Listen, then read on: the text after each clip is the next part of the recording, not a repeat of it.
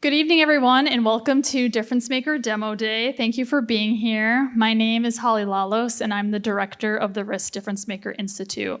I'm going to introduce the rest of my team. Dave Vadalero, who's the RISC DifferenceMaker Fellow. He also oversees the mentor program. My supervisor, Brenda Evans, the Dean of Student Affairs and Wellness. And then our RISC DifferenceMaker co-op students, Mina, Maddie, Sammy, and then Cameron and Nick, I believe, are still at the registration table. So quick overview for today. We started with some networking, we'll end with networking. In between there, you'll learn a bit more about DifferenceMaker, the mentor program, and then you'll hear presentations from the teams that won funding at the Idea Challenge, and then have advanced through the boot camp, furthered their ideas, and now they're presenting to you all today, with the hope that some of you will be interested in mentoring them and helping move their ideas forward even further.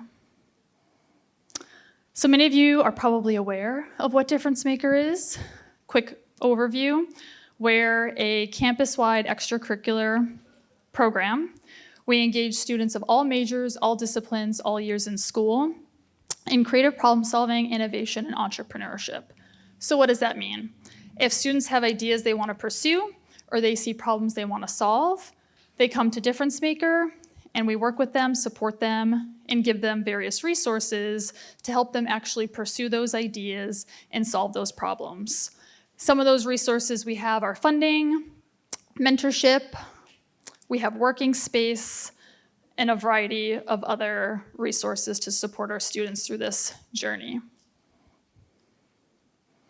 Since launching in 2013, we've reached over 68,000 students through all of our different events and activities.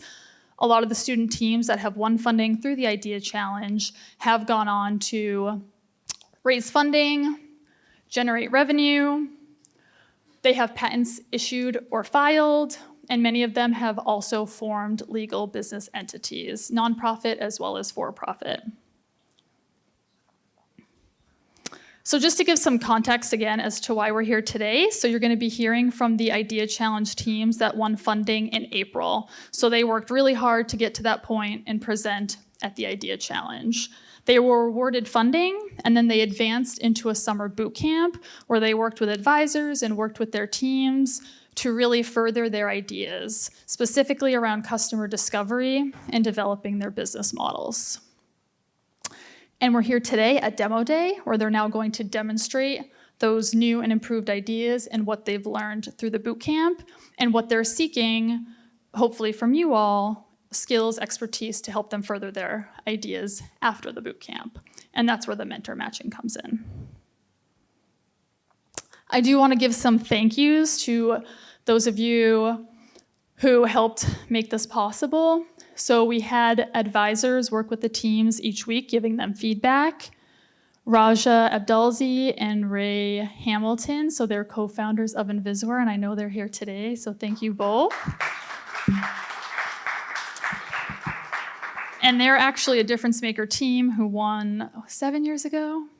7 years ago, and they have gone on to really make a positive impact in people's lives and in the community. And it's great that they now come back to mentor teams and help share their experiences and what they've gone through over the last 7 years. Shira Bernardi, who is the CEO of Nightcap It. Steve DeVries, who's a certified business and executive coach at Focal Point.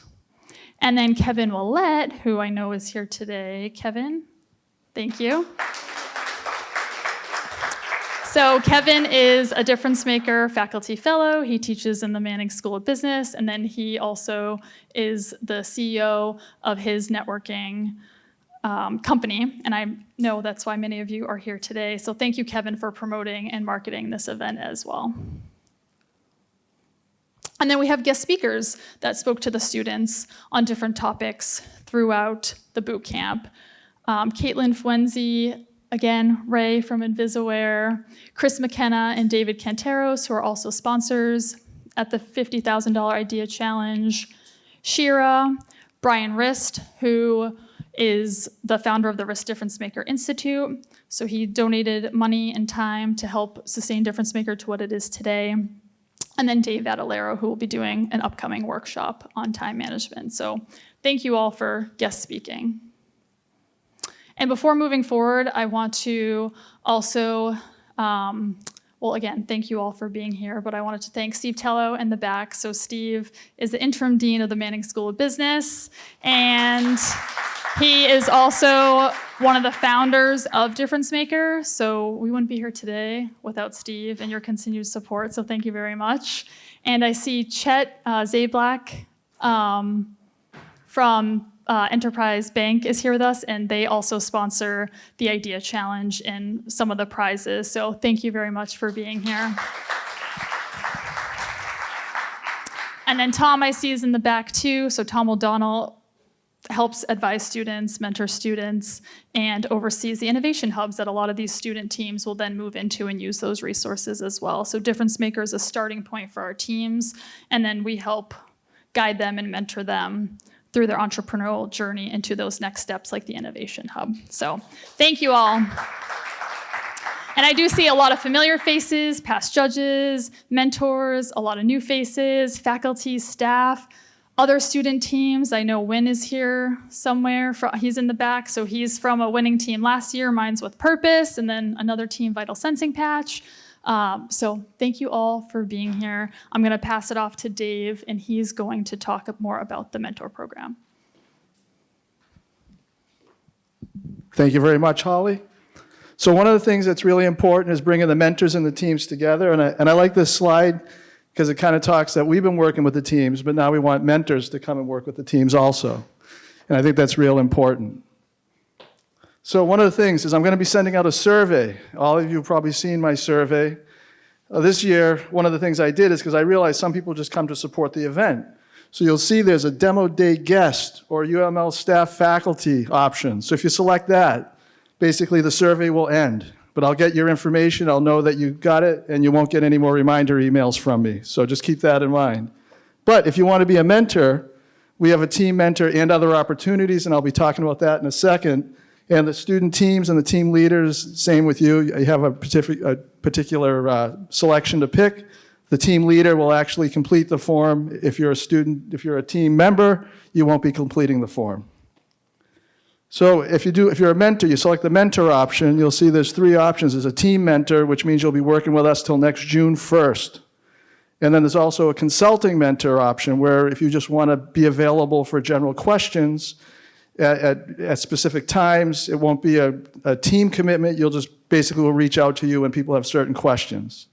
And if you don't have time right now, you can pick yourself as a future mentor is another option, which I think is something we added. I thought that would be helpful because I realize you might be busy right now, but maybe in 2 months you might not be busy.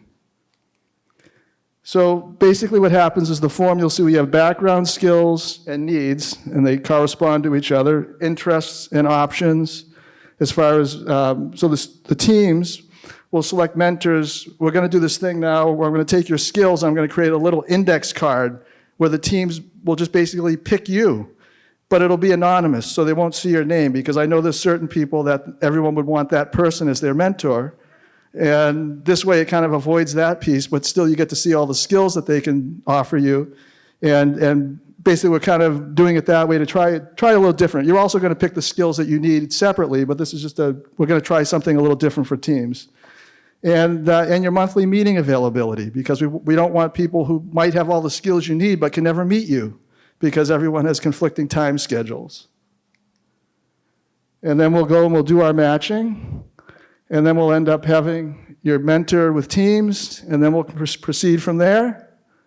Once we verify mutual interest, we'll have a meeting, we'll schedule a meeting. During that meeting, we're going to review our details. We're going to introduce the team. We're going to make sure we set goals for everybody, and we're going to continue from there. And I'm going to attend as many meetings as I can. That's the other thing I like to do. Something I started doing last year, because I think it really helps me understand what's going on as opposed to having everyone fill out a survey. So, any questions so far?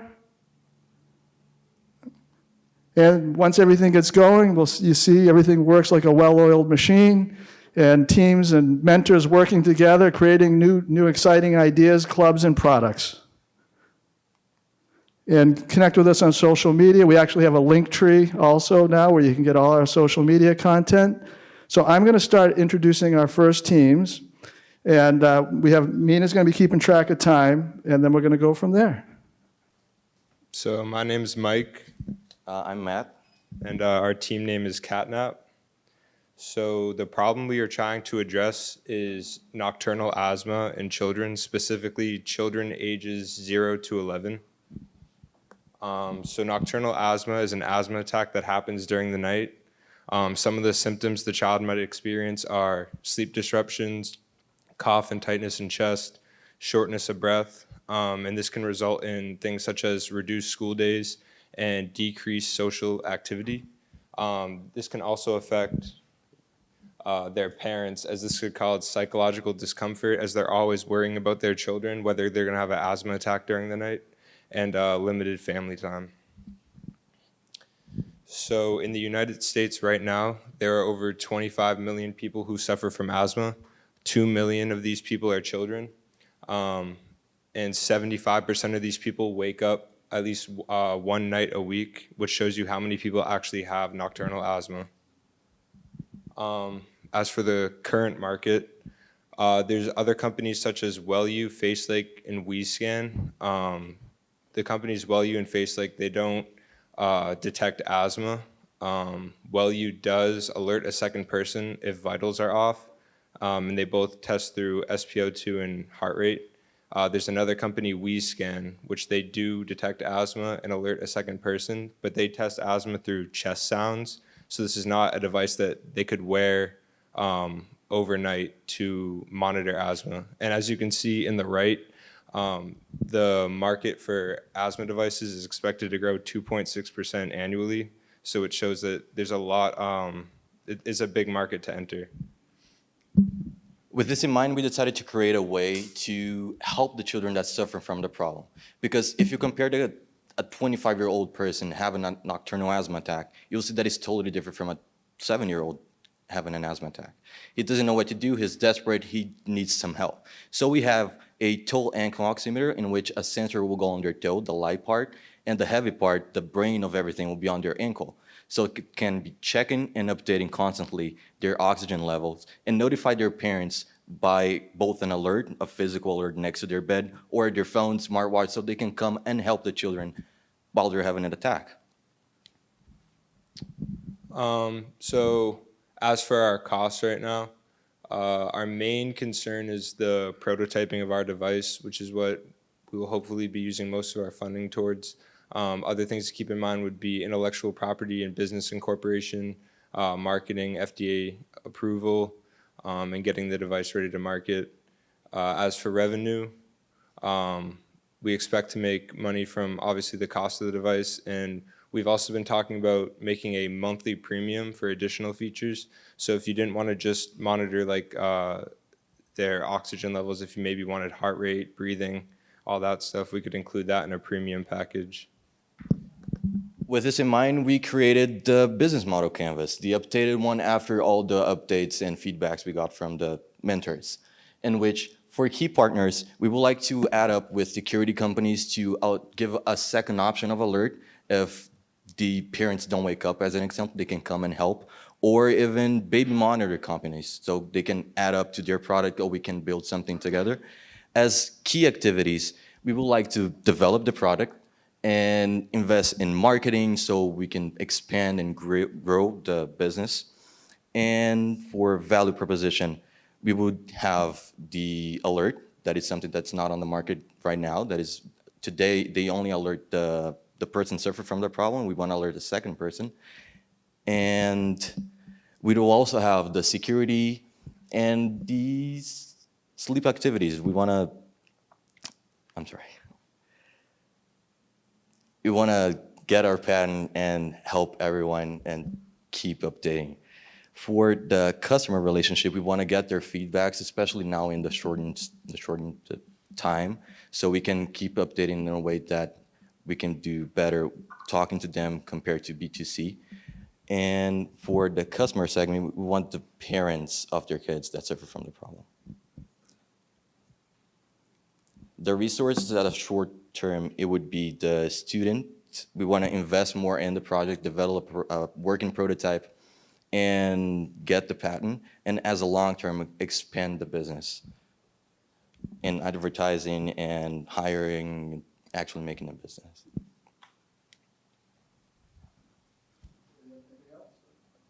No, that's it. I'm sorry.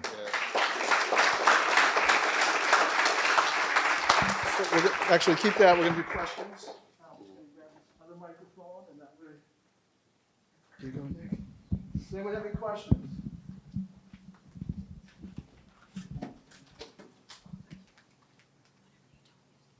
So is there any specific resource that you're really interested in finding? Like something, if you have this resource, like this is your number one resource you'd be looking for? So want to go back to this? Oh, for the short-term, long-term. Right now, our main concern is just after we get the funding, we really want to start with the initial prototype. That's because we've seen other companies try to do something similar. Like we're planning on reverse engineering similar products in the market, seeing how they work. But yeah, that's our main concern right now is to focus on getting that first prototype.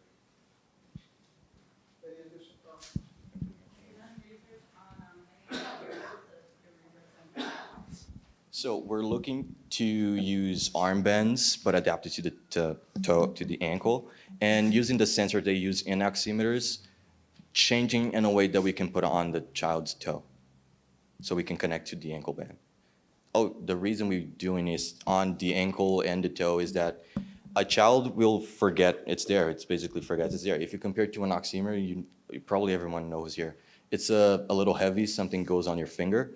We want to put on the toe in a way that the child, even if it fidgets, it doesn't go out. You can put it on the ankle, put a sock on, and just forget it's there.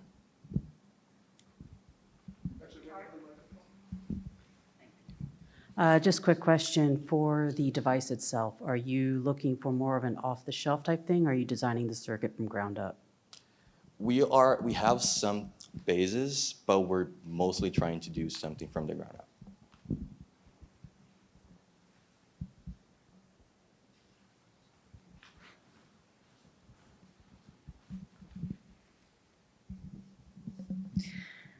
Have you considered what your key selling points are? What makes you different, and what are your strengths versus what else is on the market?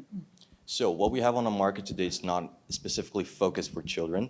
The ones we have today, they check oxygen, they do alert the person that is suffering from the problem. We want to alert a second person, a caregiver, someone that can come and help the person that cannot take care of themselves, such as children, not only children, people with disabilities, elderly people, the person that doesn't know how to react to an asthma attack. That would be the differential.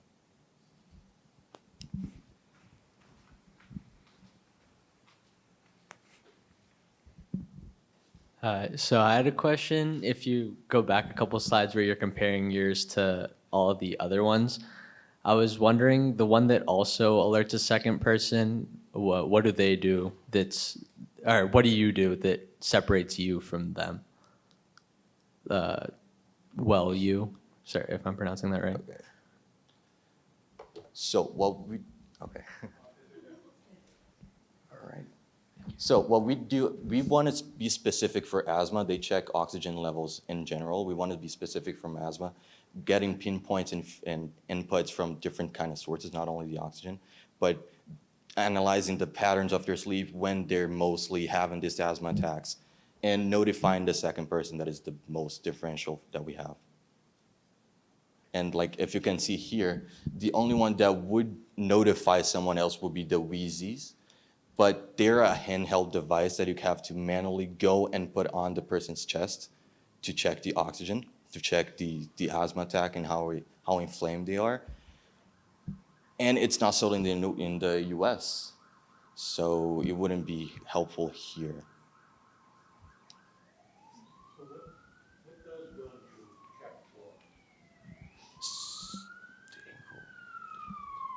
So they check the oxygen level, but they check the general sleep so they check the heart rate, they check the oxygen, but they do not alert a second person. They only alert the person that's suffering from the problem.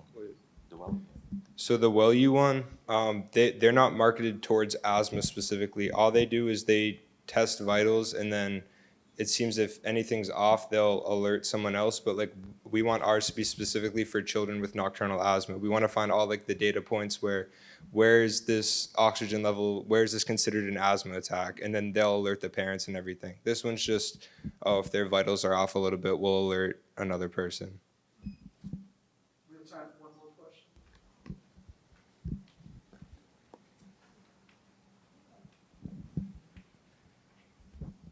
I was just wondering if you guys had someone that is specializing in the medical side of this, or if you would plan to outsource that sort of information. So for now, we did not talk to someone specialized in this field. We do talk to nurses and people in general of the medical field, but not specialized in asthma. That is something that we definitely have to do. But we did talk to parents that suffer from the problem. We talked to insurance companies. We talked to a bunch of people from the field. But we do need to talk to someone to specialize in asthma.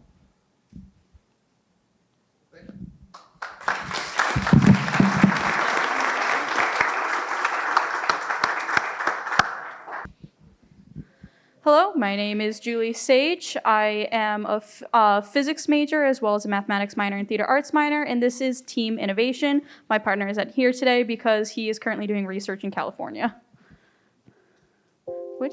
There it is. So the idea of innovation are kits where the user builds an invention made by a historic inventor. And while they're building the kit, they're learning about STEAM concepts. They are learning about the inventor themselves, diversity in STEAM, different things like that. We won the Significant Social Impact Award, which was $4,000. This is also a render of the box, of like the base box. For value proposition of our product, there is so many different things about it, so just kind of a quick going through. It is educational. It obviously teaches a lot of things, like I said, the STEAM concepts and the inventor. It is not just for kids. We are planning on marketing towards everyone because we find it important for everyone to be able to learn. They are also going to be great quality. We want to make sure that they do not break apart like a lot of the other kits do. They also contain a lot, because another issue with a lot of the other kits is you buy it and then you open the box and like half of it is empty space. We do not want that to happen. It's very annoying when I do it, and I get that, so I don't want that to happen to any of my customers. It is also going to be useful after. The kits can be used as toys or tools. Basically, we want to make sure that it's not a one-time thing and you're not spending all of your money just on a quick little experience that you're never going to think of again. We want it to be something that you can use afterwards. Another thing is also it's going to be easy storage. You can fold it back up. It's going to be modular. A whole lot of kind of stuff there. You can even put it back in the box and kind of put it on a shelf. For customers and industries, as you can see, there is a lot. I am not going to read all of this. The summary of it is what the industry that we would fall under is educational subscription kit boxes. However, there's also a lot of other things, craft kits and projects, educational toys. There's a lot of things we could get put under. So can't really give much a thing of exactly what the amount of money is, because a lot of the other companies that we are competing against, they are all private, so we do not know how much they are making. For the actual customer segments, we are just going to try to hit everyone, because a lot of people can actually be really interested in subscription kits as well as science kits, but none of the other companies really look at anyone else. They just focus on kids, and so they could be making a lot more money. For revenue, there's going to be two different ways you can buy the kits. There's going to be a subscription kit, or the subscription box service, of where basically you can buy it at a singular price every month, and then you will get a random kit, and it would just be shipped to your door. Or you can buy the kits singularly, which is going to be more of a variable price depending on how much they cost. For sustainability, the main thing for sustainability is we are going to be trying to make the customer happy. We want to make sure that it is a good quality product that's going to keep them coming back because they really enjoyed using it. For next steps, there's a whole lot of next steps. The next main step is going to be prototyping. We're going to first be building 12 different kits because we want to do the first year. Then after that, we're going to be doing some different of the business setup, so accounting, making sure we have all of our financials figured out, making sure that all the costs, manufacturing, figuring out exactly who our suppliers are, how are we going to be exactly manufacturing it, what type of system we're going to be setting up, basically, like with manufacturing, we are going to try to keep storage at a minimum, and we're going to try to do more quick turnarounds when someone orders so that we don't have a lot of storage costs, as well as a lot of the manufacturing is going to be personally done or done very close by and local. We're going to try to keep it in the United States. Of course, legal protection. This deals with inventions. There's intellectual property. There with the kit designs, there's a whole lot of stuff with legal. So we got to protect ourselves in that. We want to make sure that for any of the estates that are still around, for anyone who's even still alive that we want to do a kit based on, that they'll get part of like the portion of the money, or we make sure to pay them. We don't want to steal anyone's ideas, because I hate when I see people stealing ideas. Website creation, that's where my partner is going to be coming in. I'm going to be doing all the rest, the graphic design, the regular kit design, legal, business running, all of that. And then finally, marketing. We have a whole lot of marketing planned. Not going to go into super depth of that because, like I said, there's a lot. Anyways, that is the end of the presentation. Thank you, and do you have any questions?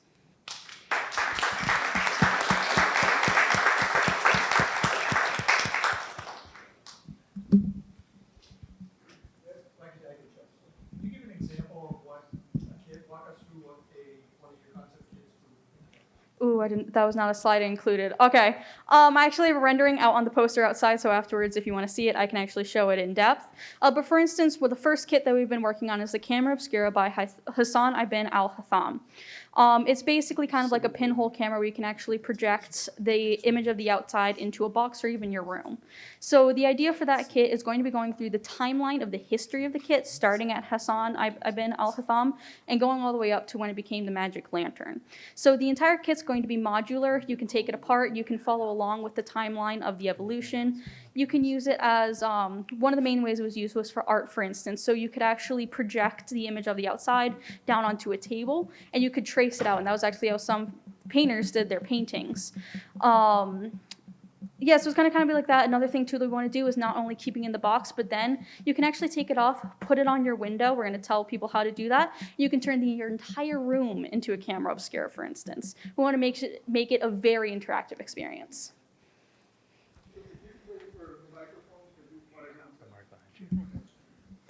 Hi.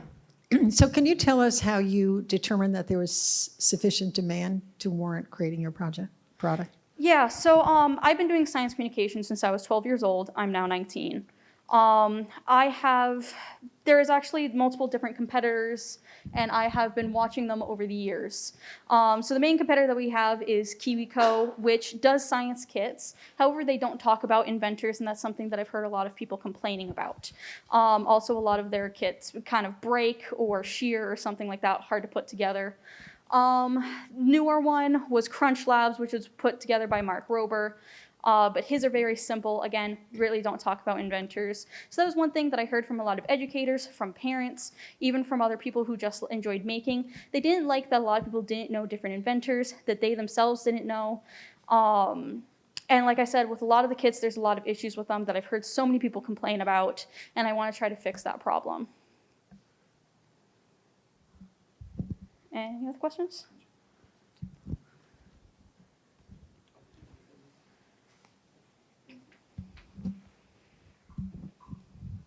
So I think two questions I had. One, your goal is to make basically a higher quality kit so that you don't have these problems with breaking pieces and missing pieces, et cetera. How would you be able to pull that off at a price point that's competitive with some of these other companies? Yeah, so one main thing is because so many kit pieces are breaking, they try to keep their good customer service though, so they constantly are shipping out new pieces, which of course is going to cut into your cost. So we want to make sure that when we do the good quality, we're not going to be constantly shipping out pieces. Also, a lot of them are large scale, so like I said, they are paying a lot for storage because they just send out the kit right away. We're going to be doing it more on an order basis. We're going to have some materials there so we can make the kits right when the order comes in, but then we're going to keep refilling it. Also, for some of the companies that we're planning on working with, they have a quick turnaround, so we can get it within a couple of days. There's like some other things too of like with how the kit is built itself.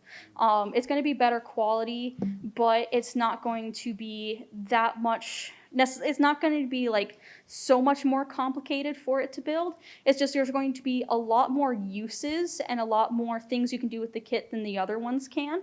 So it's going to feel like better quality, but it's actually not going to be that much more complicated than what they're selling. The other one that I had, where you're kind of focusing on a lot of previous inventions and inventors, and you were talking about the legal side of it, is that going to be a huge piece of trying to sort out, where all the money goes to? That is definitely going to be something that we're going to have to balance. A lot of the inventions that we're first starting with are ones that were patented hundreds of years ago or were never patented, as well as there's no estates, because that's a real issue that we have to deal with. However, I'm hoping that when we do get to that point of getting more people who currently have estates or things that still have patents, that I can try to work with whoever is the one in ownership of it. Because a lot of them, they actually really like, if it's something that's good quality, they like to try to partner and they don't overcharge, because they like that someone's even like paying attention to their family, like their grandparent or something. We have time for one more question. I had a question regarding your target market initially. Where do you think the real pull will be for this product? In other words, do you think it'll be individuals? Could it be schools? Could it be, what are your thoughts on that? Oh yeah, so let me go back to it. Is this, yeah, this is going backwards, okay. So as you can see, schools are actually listed here at the bottom. It is also going to be individuals. We're kind of trying to make it very adaptable. So it can be an individual, it can be a family, it can be for schools. We're planning to have different things to giving to schools of telling them how the different ways they can use it in the classroom, different ways that can be used together. We're kind of just trying to keep it like very adaptable so that anyone who wants to buy it for whatever reason can. It's the major thing of the kit, is trying to make it fit as many things as possible, because it's pretty actually easy to do so. It's just a lot of people don't want to go through the effort of doing it.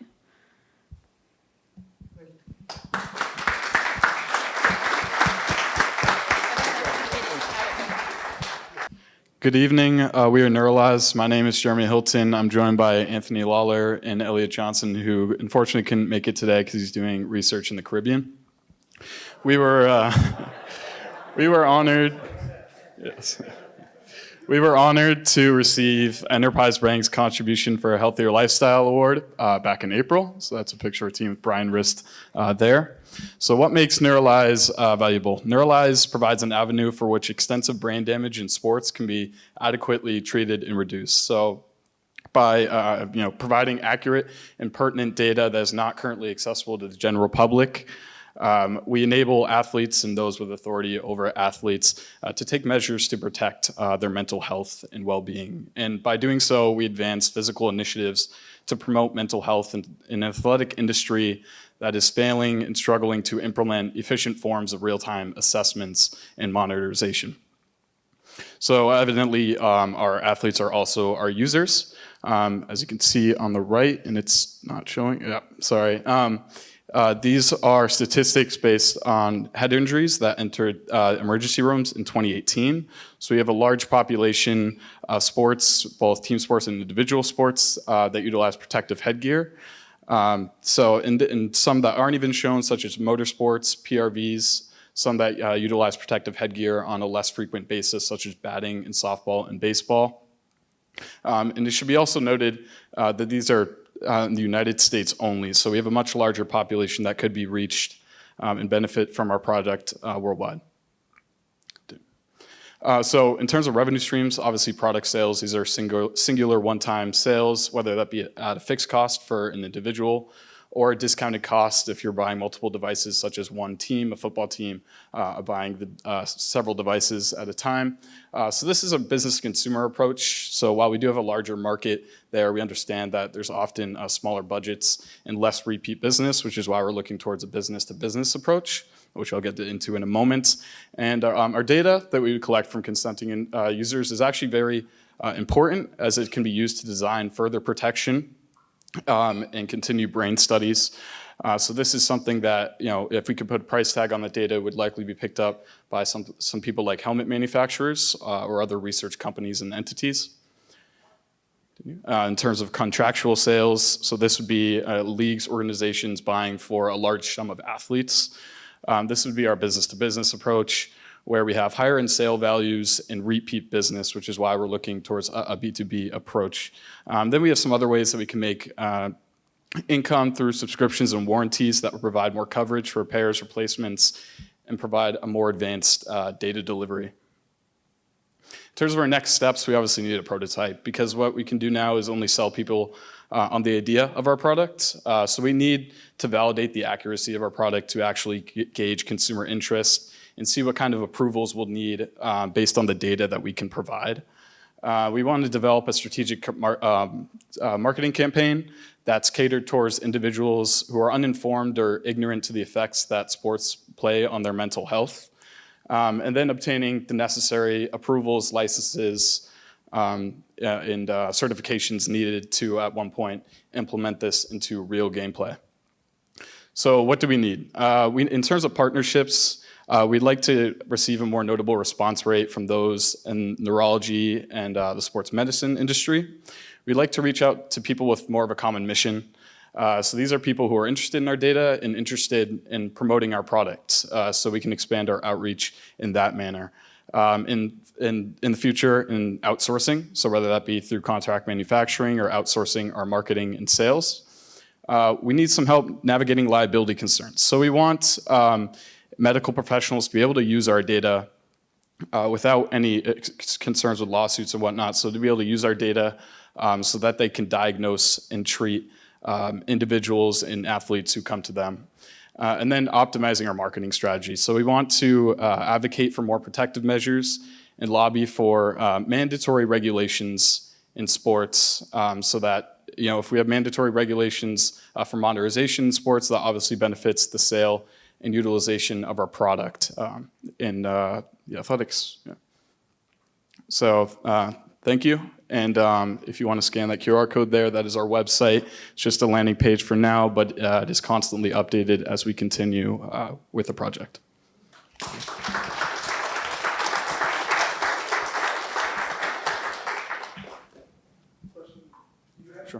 Sure. We know, or do you want to speak to it? Sure. We do not, is this one not on? We do not have a prototype yet. But we know how we're going to build it, and we know the components we're going to use to build it. And I have done testing with, say, a smartphone to know what's actually feasible. So once we actually get the component that we need, we can build it out and start testing it. We think we can do that very soon with the access to the funding.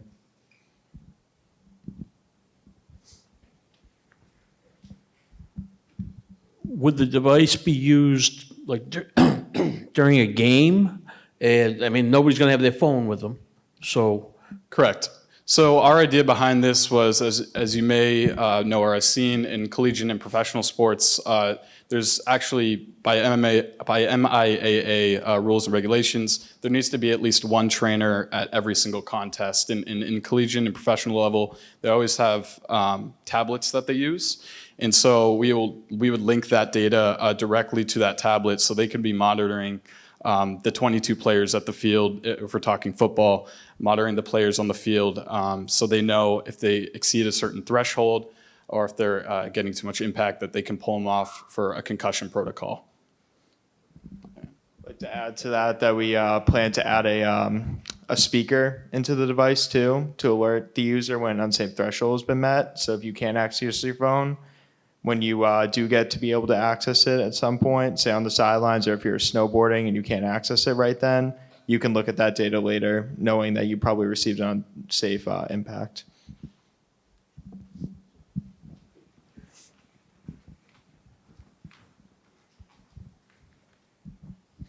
So I know you said you're looking for the business-to-business model to try to sell this the most. And you mentioned teams, but have you thought about, researched, considered presenting the idea to like a Rydell or somebody that actually makes the helmet so they can integrate it into the helmet itself? Yes, it's interesting you say that, and we can actually skip, if you look here, let's see appendices here. There's competitors on 22. That Rydell provides something called Rydell Insight Analytics, which is our biggest competitor right now. But they integrate their own design of this specifically into their helmets, which cost upwards of $800 to $1,000 per unit. And so they're only catered to football. So we want to cater this not just to football, and football might be our entry, but to all types of team and individual contact sports. So that includes hockey, lacrosse, skiing, snowboarding, biking, the list goes on and on.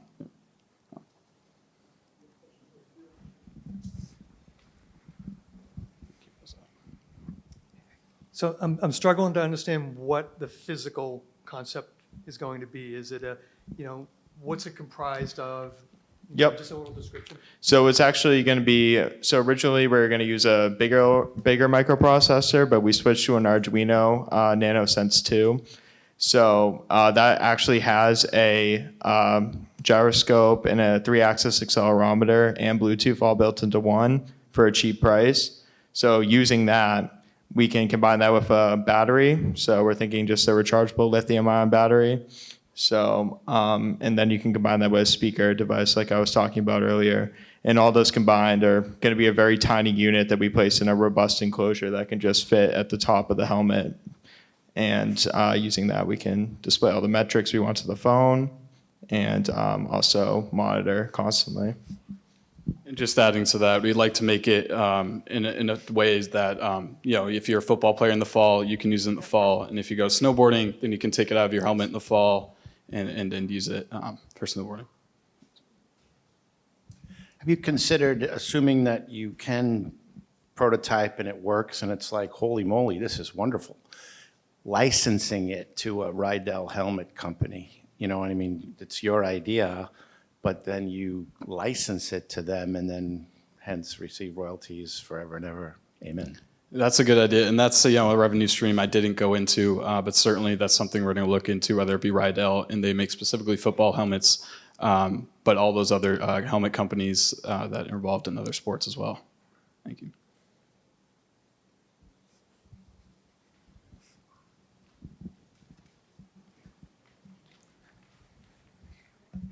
Sorry, with the form factor of the device in and of itself going into helmets, have you thought of the possibility that this device in and of itself may cause injury to the person wearing it? Like where it's going in the helmet, the material of the outside casing, and then how any kind of impact may damage any of the electronics?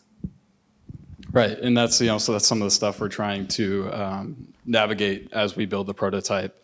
But if you think of a football helmet in specific, it has padding, and then there's a gap between the padding and the shell of the helmet, and that's a perfect place where it could be placed. So we're looking into different materials we can use to design the enclosure of the product to protect it during any physical damage. So it would be inside the helmet, as to if it were external, it'd be much easier to break, but it would be internal to all these helmets. It's weight, and that'll be better determined. Let's see. It'll be light. I guess I can't give an approximation. Right, you shouldn't be able to. It shouldn't be a noticeable change. Anything else?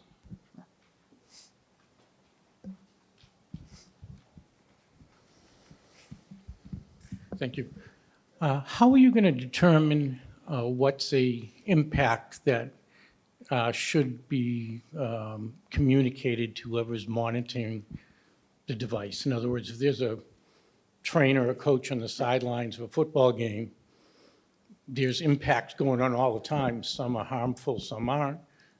You want to segregate the ones that are harmful. How are you going to do that?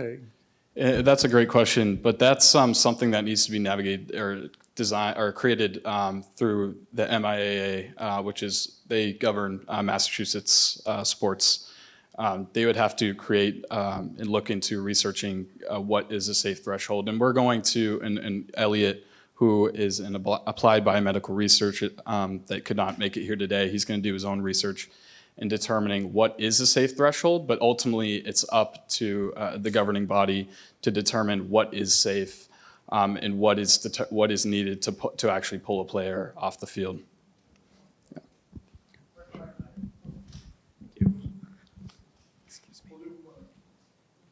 One more? We have one more question back there.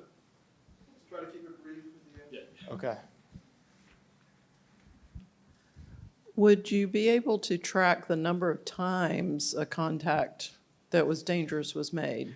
So yeah, I wanted to add on to that last question, and this question actually goes along with that, that every impact, no matter how minor, they add up and they can result in concussion symptoms and CTE. So that's why we really want to we're going to try to develop an algorithm, and with that data, like we said, we want to sell it to bigger companies, pharmaceutical companies, hospitals, whatever it may be, who's interested, who can research that and actually determine what is a safe threshold. Because our idea right now is that 80 to 90 Gs, based from a little bit of research we did, is considered like you have a concussion based on receiving that from a sudden stop. But if you have repeated like impacts, we don't know what the actual outcome of that's going to be. So being able to monitor every impact would be really good, and that's all going to be saved to your phone or the device. Thank you. That's all right. Hello, everyone. May I please see the quick raise of hands for those who value their personal security at home? Thank you. All right, so I believe everyone will like this presentation because it should resonate with you. So my product window bar release is geared at making home security, low-cost home security safe. As you know, with window bars, they're a low-cost home security solution that are not safe because they will trap homeowners or the occupants in a building in case of emergency and blocking a quick escape. However, we have been working on a solution to allow a quick exit through one fell swoop. So there will be a device that allows the window bar to be removed. All right. So our value proposition. So we do have, there are other products on the market for solving this problem. However, they're based on customer complaint, they have several issues. And with us, our value proposition will be, first of all, we provide a suite of solutions, not just a simple quick release mechanism. Firstly, we'll, one, have the quick release that works every time. Two, our solution will be multi-factored. It could be, there will be a manual activation on the inside as well as on the outside will be a electronic means of remote access. We'll also be connected to an alarm system that allows the fire or security personnel fire services to be alerted. We'll also have a custom solution, given that this market is segmented. It will be very different from home to home or town to town based on local building codes, etc. And last but not least, we will provide window bar upgrades for those who desire, and we'll also make it much nicer, taking away that negative connotation that's associated with window bars by adding art. So customers and users. So we do have a fairly wide variety of customers, possible customers. We'll be focusing first on homeowners with window bars. This group is both a user and a customer. Why? Because, and why we'll be focusing on them first is because they are the decision maker. And this group has also expressed strong interest in a suite of solutions such as a window bar replacement or service. So then this helps us to fully realize our revenue model. And another customer segment that will be somewhat tied into this, though it's a little different, is the foreign nationals with family overseas. This can overlap because there are cases where there can be the user and customer, but not every day for the user because they might not live there permanently. And then there are other groups that either user or customer, as you could see here. So moving right along into our revenue stream. So once again, the reason why we're targeting homeowners with window bars first is because one, they've expressed interest in upgrading what they already have. So then that will help us to realize, okay, we could recycle what they have. The window bar installation service, or replacement window bars, quick release mechanism, all of the above will be our sources of income. And for our for our project continuation, today, the goal is to pair with mentors. And then moving forward, we'll be basically working on bringing our model to life through the next couple of weeks, and then hopefully by November thereabout, we'll have our minimum viable product, which will be a milestone. And then we'll be continuing with our plans, and the goal is to make our plans, do what we planned, check what we did, and act, and then the cycle continues into bringing the project forward. And what do we need today? Strategic partners, industry mentors, grants, and legal assistance. So thank you for your time and your participation earlier. Any questions?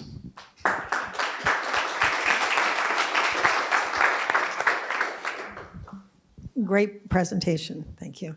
Can you tell us your go-to-market strategy? So it sounds to me like you're selling the new bars that are removable, and then you're installing them as well. Tell us a little bit about your model. Sure. So initially, we want to solve a problem of permanent window bars in a home. So by selling the quick release mechanism that could be retrofitted with existing window bars first. If the customer so desires, to upgrade what they currently have, we'll also provide that. Additional to both, we'll also provide the service of doing the installation service. However, it's not limited to us installing it. Anyone can do the installation, because there will be like instructions, etc.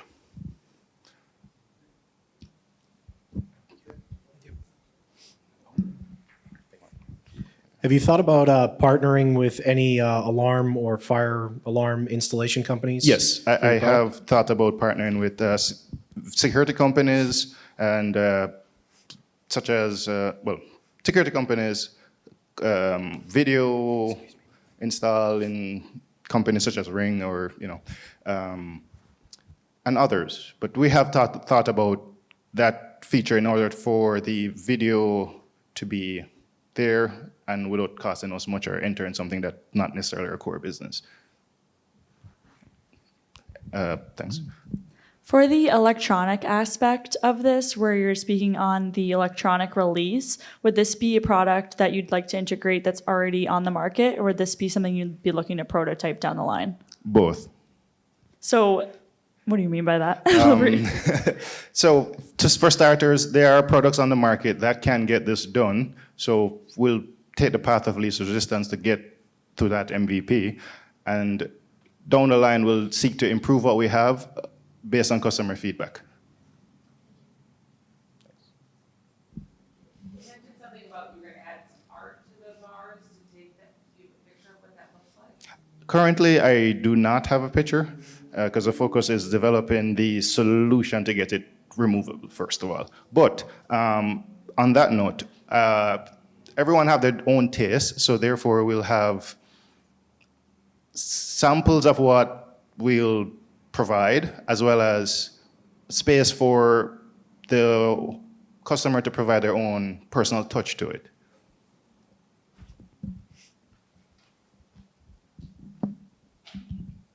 Hi, I was just wondering if you've thought about, say there's a fire, for example, how are the fire department's going to access, say like the person in the home cannot access the window itself. How is that going to be done? Okay, excellent question. So that's a pain point for firefighters to begin with, according to the New York FDNY's training manual. For that, the camera system will have a button or some activation that the firefighters could easily just press. An alert will be sent out to the cell phone of whoever is signed up for that particular home. They'll get an alert, and they'll simply press a button, window is open. But what if they're not available? Say there's a fire. Yes. And say like I'm in the fire and I pass out, and then the fire department comes and they can't get the window bars off the window. I see. So you're saying if the device fails? Well, if I'm not able to access the device from my phone, if I'm not available to access the device. It will be multiple people with for just have a parallel system for reliability. So, multiple folks, not just one person. So chances are your neighbor will get there before the firefighter if you don't live in a very remote area. Well, say my neighbor's not available, he's on vacation, and I have a fire in my home. I'm just trying to play devil's advocate. That's, How are they gonna get in quickly? they come to the window, whoever gets to the window will press a button to make a request. So what I'm saying is, where does that go? It goes to your phone, right? The phone of whoever is signed up for it, yes. Oh, and it's not limited to just one phone or one person. Okay, that's something that you'd probably consider, that is a worry to me. All right, for example, my granddad is one of the main reasons why I'm doing this. He lives alone in Jamaica with window bars. When I get to the MVP, all of our relatives, my cousins, all relatives will basically have access to open doors because we're all, it's our granddad. So in that case, if he's asleep for whatever reason or can't move, then he'll be okay. So reliability with strength in numbers.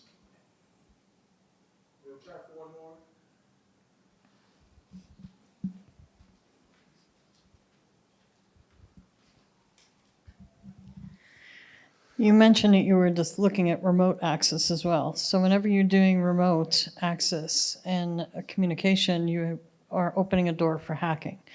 So have you considered how you'll prevent the thief from automatically opening the window for them, taking the bars off for them to get into the house? Yes, that's been a thought. And the first solution came to mind was constant security upgrades to stay ahead of the curve in terms of hacking, etc. However, I don't believe it'll be one solution to fit all. There are several types of remote access, so whether it be a code, a pass, or literally remote, totally remote. So the user will choose what they're most comfortable with. So if someone who shares a genuine concern and that's a problem for them, then we could lower the tech a little bit because there'll be custom solutions for everyone and go with the one that you're most comfortable with. And as a thought for the last question that was asked, is one solution to that could be to have a specialized code that would be shared with just the fire department as a possibility. So you have a code embedded that is only shared with emergency services. Yes, I do agree with that. In fact, by doing my previous weeks, I've been talking to people. Some folks are actually very comfortable with that. Others are a little hesitant. So the ones who are will just use a device that they put a code in, and that code will be shared with the fire personnel within the community.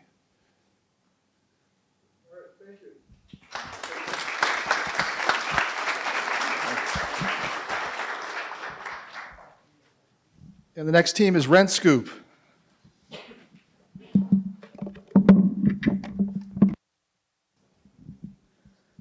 Thank you, everyone, for coming out to hear my pitch today. My name is Nuno Mestre. I'm a computer science student here at the university, and I'm one of the co-founders of RentScoop. So what you see up on the screen here is a recent screenshot of our website. And what's unique about all this data that you're seeing on a map is that these are user-submitted data points of different students and people that live in the Lowell area of what they're currently paying for rent. So the value of this is that about 1/3 of Americans are renting a home, and with the current state of the housing market, especially for young adults like myself, being able to put a down payment on a house is just going to become more and more difficult. So it's going to be important to have people more informed on the renting process and better understand the market. To better understand this, we can look at the far left screenshot. That is a screenshot of Zillow. You're able to filter by past home sales, and you're able to see what everybody paid to the exact penny. And that's useful information because you can kind of track the market and understand what a fair price is to pay for a specific type of home that you're looking for. What you see in the middle is what they provide for rentals, and these are actually only active listings. The problem with that is that when they go off of the site, that you don't know if that listing was actually filled, like if somebody is actually paying that price, or if even if it was filled, it's no longer there for you to get a better understanding of what the market is. What you see on the far right is RentScoop, and our goal is to have this temporary data turn permanent, and that way you're able to understand what a fair rent price is when you're making your decision. So just touching on all those problems again, we have our current sources of information. We have active listings, estimation services, and then just basic word-of-mouth connection. We're going to walk through the problems of each one. As I said, the fact that it is temporary is the big issue with current listing services, and we want to make it permanent. As far as estimation services, we do have some competitor websites like Rentometer, which is right here. The problem with them is they'll give you 3 or 4 free data points, and then they ask you to pay to access more information. And on top of that, they're not very transparent with how they're calculating their average rent prices, and they're not very transparent with where they're getting their data from. So we hope to inspire trust by making our platform free and allowing anybody to contribute to it. And with this trust, we hope to gain popularity in the rental area. The problem with word of mouth is social connections. So if you move to a new area, it's kind of hard, unless you're an experienced realtor, to kind of connect with people and better understand this market. So with that, we hope that all of the records that we have, here it says verified, but that's one of our problems that we're looking to solve. But all the data that we have there should hope to bring some clarification if you're new to an area to catch you up to speed with the rental process. So with that, we have our final formula where we have a verified data set, or partially verified data set with no paywalls, to provide a transparent experience to get landlords and renters on the same page when it comes to rental data. With that, it does come with the expected cost of having our site live and having our database up and running and all that. But the good part is that our first year with AWS is completely free, and that our cost is going to scale with the amount of users on our site. So if we're not gaining much traction, it's good because we can continue to operate since it won't cost a lot to maintain. But as we grow, we hope to gain more revenue through the streams I'll touch on in a bit. And that will obviously bring up the prices of our hosting services. So some avenues that we've looked into to generate some revenue for our business. The first one being personalized statistics for different real estate companies and people interested in data further than just what we currently have available for rentals. What I mean by this, to be clear, is we have filters on our site for different bedrooms, different bath counts, all that kind of stuff. And we feel that if you're a landlord or a realtor, it might be useful to see which locations people are searching the most and which filters are being hit the most. And with this information, you're better prepared to put your listings up, and people can better you can better understand what people are looking for. So that way you can fill your houses so you're not losing money there. In addition to that, once we introduce listings, if our site grows and gains that initial traction, we feel that people will want to list on our platform. And with those listings, if they result in a tenant, then we would make a commission off of that. And then the last piece is ads. When you move to a different location, everything changes, like where you shop, your doctor, all that kind of stuff. So there's a lot of opportunities for those companies to market on our site. And as I open up the floor for any questions, I left the QR code to our current website.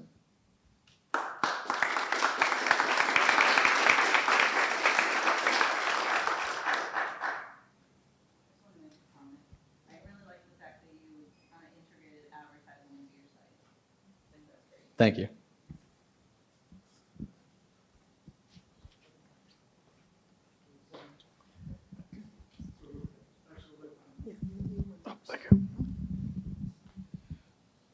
So from what I understand, the model is built on actual renters putting up the information onto your website of what they're actually paying, et cetera. So what's kind of the plan for getting them to do that? Right, yeah, so that's definitely our biggest problem, getting this initial data. We need a way of incentivizing them, so we need to come up with some sort of marketing plan, which is what our next steps we'd have to work on.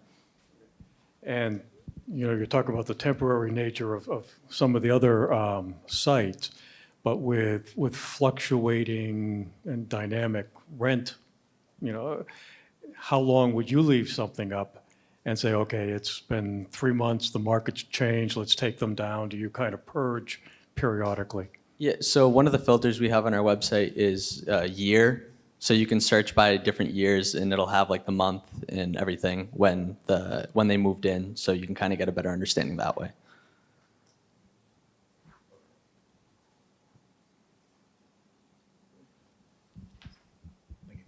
Can you talk about the monetization with the real estate investor side a little bit more, so I can understand how you're going to be selling that data to the real estate investor that might want to find out where they're purchasing next, for example?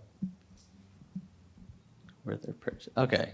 Yeah, that's a good point. So currently, the data that we have we're tracking would just kind of be geared at what the highest demand is. So they could go on and they could see the last month people were searching for 2-bedroom houses. That might be a bad example, but a 2-bedroom house the most. So that's where the market's headed. So I guess in that aspect, you could be like, oh, well, 2-bedroom houses are trending. I can go in this area.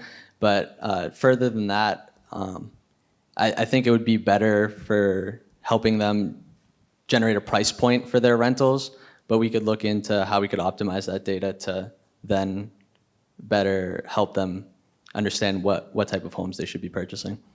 Yeah, I think from like a real estate market point of view, a real estate investor is going to target a certain area. So understanding that data and being able to sell to them would be a big help for the brand. So another question along those lines. So Redfin and Zillow, they're usually brokers involved, and you know what they asked and then what the final price was, right?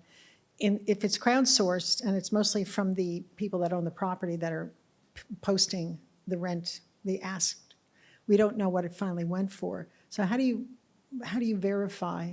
How do you post a price that's accurate? Right. So luckily, so far, well, it's a pro and a con, but we haven't got that much data. It's just been students around campus that have been submitting theirs. So since the amount of data coming in has been low, we've been able to go in and kind of hand verify like, oh, this looks like it wouldn't be an outlier. But going forward, that is definitely a problem that we have to consider. And we've considered having an optional section where somebody could go in and upload a lease to verify it, but we know not everybody's going to be willing to do that. So long term, we're going to have to develop some sort of algorithm or way of confirming that that was the final price it sold for, or having connections inside confirming those prices when they're submitted. Thank you.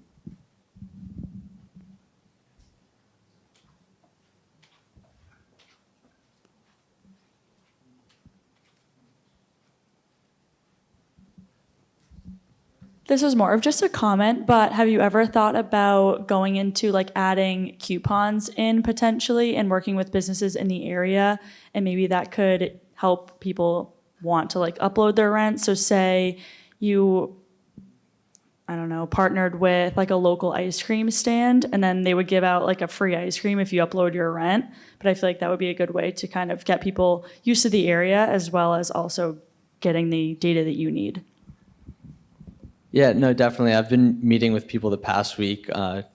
Different people, like in different marketing ideas have been thrown out. Like I even met with somebody from Minds with a Purpose, and he was like throwing out a bunch of them. So definitely, that's an area where I lack expertise. So any comments, even just like that, help.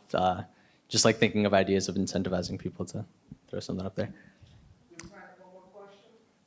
How do you protect against bots or nefarious users entering in higher rents than what's actually being paid, and thereby helping the market increase? Right. So that kind of ties back to that earlier point. Right now, when you submit a rental, it doesn't automatically show up on the site. We have it set up in the database, so it requires us to go in and verify it. So if we did in the future come up with some sort of algorithm or way of testing to verify that it's an accurate rental, we could then run a script to say, okay, this one passed our test, then we can put it up. But right now, if you were to enter, like say you're paying $1 million for a or 1-bedroom house in Lowell, we just see it in the database and bounce it right now. But yeah, we'd need further further algorithms for that. So I'm a realtor, and when a home gets sold, it syndicates to Zillow after we put in the sales price. So it gets listed right away so we can see, but as a rental, I don't do as many rentals. I don't know, because I haven't been able to get on my phone because I can't get through the service, but I don't know if it syndicates to Zillow as well. But it might be helpful you to partner with a realtor as well, because we can check everything that's rented to, that's gone through our MLS, multiple listing service system. So you might want to partner with someone like that, and we can see what's sold, what's rented, and give you the correct data, because who's to say you're going to get, you don't want to have just a bunch of numbers, because people really want the data. That's really important to them, as you know. And real estate investors are definitely, would really, it's valuable for them. So partner with me.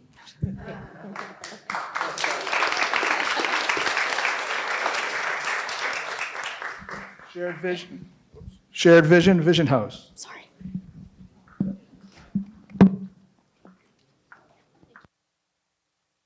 How's everybody doing today? Awesome, awesome. So I am Sam. I am an upcoming senior here at UMass Lowell. I am studying architecture, writing, digital media, and theater arts. I know I am not dressed as sharply as some of my peers. I wanted to show some of my art student edge. My idea is shared vision, Vision House, so it is a two-part business. And you're gonna hear the word vision a lot over the next 5 minutes, so I apologize in advance. So at Shared Vision, our mission is to bring together like-minded individuals with common interests. We offer a plethora of opportunities, both in English and Spanish, in art, culture, professional and personal skills. At Vision House is a production company that also offers bilingual film training and opportunities. And at the Spring 2023 Idea Challenge, Shared Vision, Vision House won an honorable mention. So shared vision, our value comes from, again, offering a plethora of opportunities in art, culture, professional, and life skills. We also offer cultural events, which is a great way to network within your community. At Vision House, we help jumpstart film careers by offering diverse roles at a professional level. And we also help with filling out your portfolio and resume with experience on the field to help get you started. At Shared Vision, our target market is young adults aged 16 to 25. We think that this is the audience, the demographic that will be most interested in the skills that we have to offer. We will open it to youth and adults as well, starting at the age of 8. Anyone under the age of 18 will need a parent to become a member. And then Vision House has a broader target market. Anybody that is looking for production services, whether that's a company that needs advertising or a local screenwriter that is trying to bring their idea to life, they can use our services. And that will be offered in English and Spanish as well.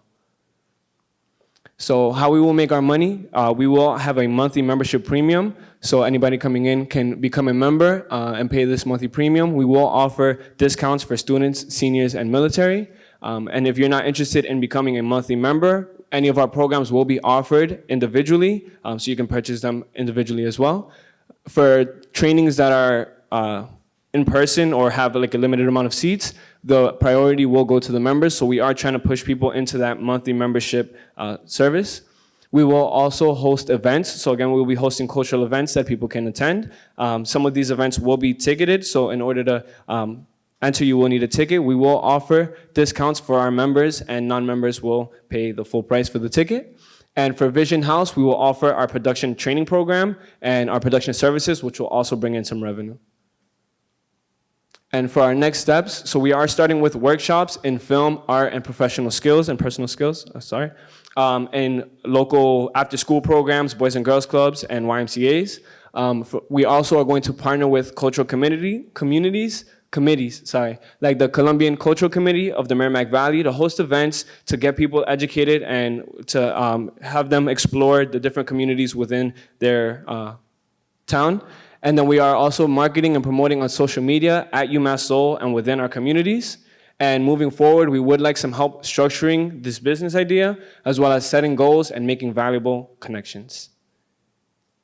And that's all I have for you guys.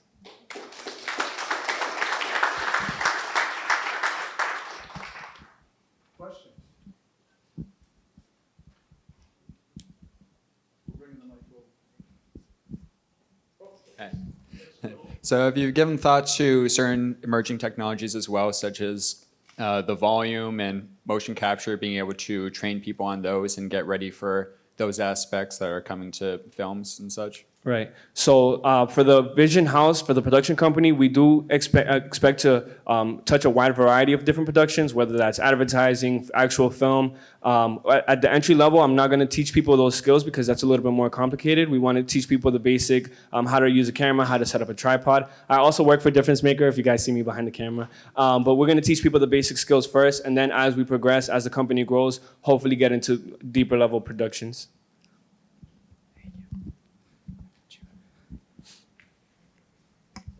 Would you guys have an on-site production house, or would you use like a Merrick Valley Repertory Theater, or like, would you, like, how does this vision look? Yeah, so starting off, we won't have a facility initially, which is normal with the startup company. There is a building in Lawrence that is currently not being used. It's owned by the government. So I'm hoping to see if I can partner with some of the people in the city to acquire that building and make a media center. But for now, I'm going to visit local Boys and Girls Clubs, local community locations like that to teach my workshops. And then as we progress, hopefully get run my own studio where I can start teaching classes out of there. I partly work part-time doing marketing for a lighting and sound company. I might be able to help. Perfect, thank you.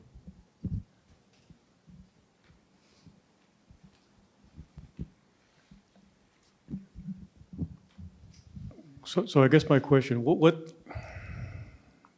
need are you trying to fill out in the community that's not already being addressed by 1, 2, 10 other companies or organizations?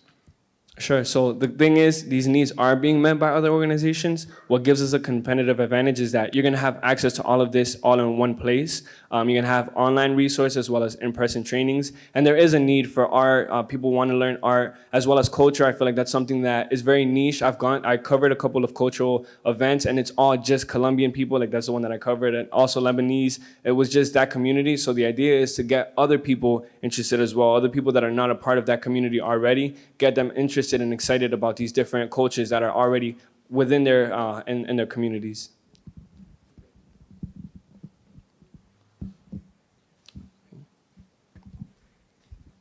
Yeah, I actually love this idea. There's a lot of people in the camera community that are obsessed with gear and learning. You see a lot of YouTube channels around it as well. Have you thought about using a SaaS software like ClickFunnels to create a subscription service that you can also put out videos for your members and things on? So I'm not too sure. That's a great recommendation because I'm not too sure how, or I've never heard of that software. So that is something that I'm looking for, something that I can manage my subscriptions, and also a platform where people can access this curriculum so that it's all in one place for them to. Yeah, there's quite a few out there, ClickFunnels, even Shopify, a few others. But I would definitely take a look at a software like that because I think it could help you a lot. Thank you, I appreciate it. Come on, guys, I want more questions.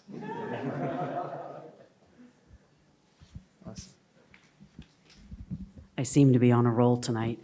So one of the concerns, I love your idea, absolutely. Ground up, I love it. The one thing that unfortunately comes to mind is I would enjoy totally going to all these different communities, learning about them and everything else. How welcoming will these communities be to others coming in to learn? Unfortunately, in today's atmosphere, that may not be easy. Yeah. Hopefully, these communities would be excited about people coming in and wanting to learn.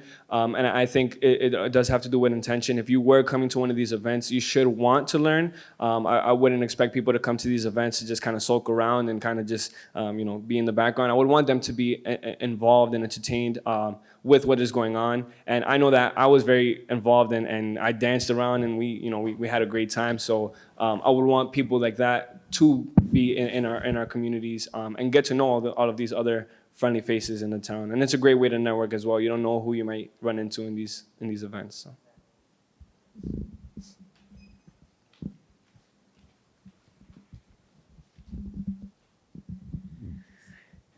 So you have a big vision, but Yes. you're one you're one person. Yeah. So as your business gains traction and you start to grow, what do you see, or what are you planning for extending your team so that you can make more impact? Yeah, so that's where I'm at now. I'm looking to build my team. I expect to start doing some of these workshops on my own, especially the film ones. I'm very well versed in film, but I am expecting to build my team. I do have a lot of friends and people that I know that are in the art environment. I haven't necessarily pitched this idea to them just because it's been going through the ringer and I'm trying to iron everything out before I put it out there. But I definitely do expect to have a bigger team, and even people that aren't exclusively working for me, but people that are out in the environment that can offer a course or even just record a course and put it online and give them a cut of whatever comes in. I definitely expect to grow my team.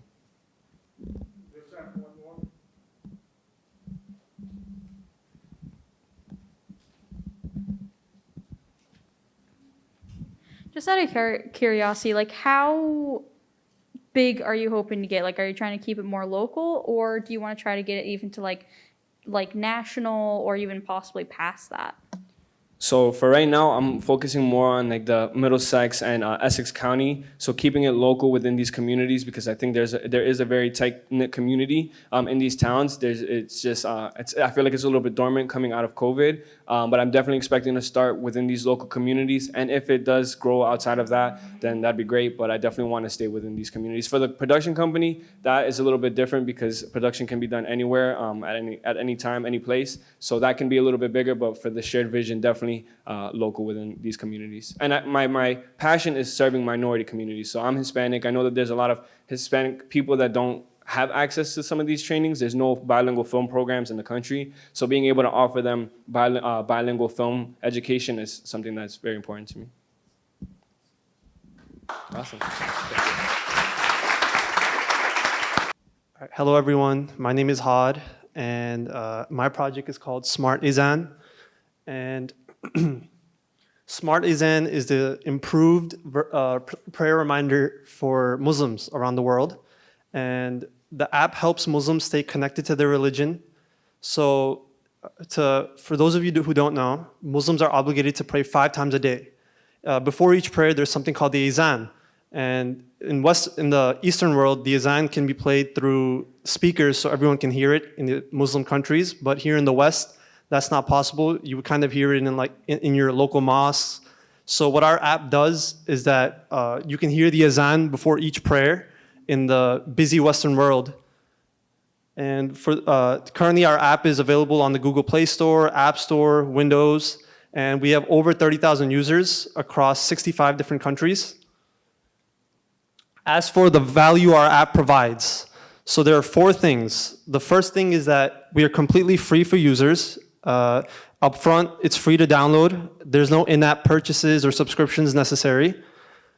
The second thing is that there are no ads. Other apps might be free up front, but there are ads to keep them running. And that could be an exasperating experience for the users. Our app runs smooth, no ads. The third thing is that we don't track data. Many other popular apps out there can track user data, such as the other contacts you may have, other apps you may have. Our app doesn't do that. Our competitor, Muslim Pro, which is the largest Islamic app, has over 100 million users. They were caught for a lawsuit for taking user data and giving it to the US military. And the fourth important feature that we have is that you can hear the Ezan, the call to prayer, on smart speakers, to Google Home speakers, Amazon Alexa. No other app has that feature. And those 4 things makes us different from our competitors. So as for our customers and users, our customers are the direct users of the app, and our target market are the Muslims in the West. And that's because due to access to technology and lifestyle reasons, that's why we chose to target the Western Muslims. And I did get a chance during boot camp to survey many Muslims in our community. Overall, we received positive feedback. The only thing, some constructive feedback that I did receive was that we can add more languages to the app, such as, not everyone speaks English. And also, we could, how are we going to make revenue if we're a nonprofit and we're not having ads or anything like that? And to talk about that, currently we're paying out of pocket to keep this app running. So what we've started to do though recently is affiliate marketing. On our official website, we put a link for our Google Home and Alexa speakers, which people can use for our app. And people can go and press the link from our website, and we make commission off that. So we started making money off of that. And as I start to market our app more, we hope to add a donations tab to the app so people can donate to this project and keep the app running as we start to get bigger. So our focus now, once we receive the funds, is going to be to market this app, get more users. And my question to you guys is, what's going to be the best way to market this app and get even more users? So far, the only thing I've done is email marketing to our current users. I've started to create social media accounts for the app, but my question is, like, what's the best way to market this app? Thank you all.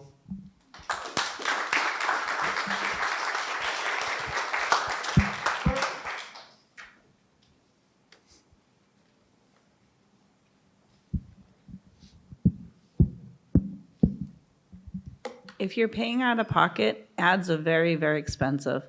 So what I would suggest is to do a social media campaign through either, Instagram, YouTube, Facebook, things like that to reach your audiences.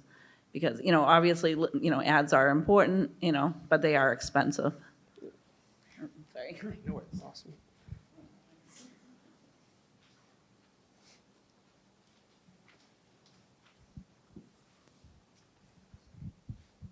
Why not charge for the app?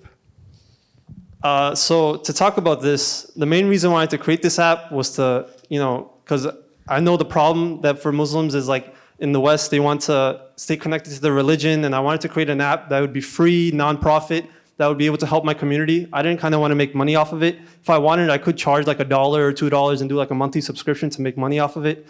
But I wanted to keep it free. That's why I don't want ads. I want to keep it smooth for the users.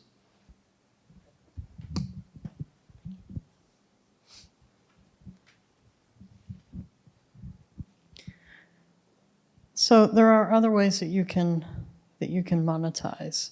So one is you've done, affiliate marketing. You can also add other services. So maybe languages that you add is an add-on feature or an upgrade, and you charge that way. So you can start with a base, and it's a lot of apps use it. You have a basic free version that gives you the basic functionality, and then you build on that with upgrade levels that have additional functionality, and that gives you a way to monetize in a scale. That's a good idea. Yep. So like a subscription, you mean, right? Or it can be a one-time thing. Okay.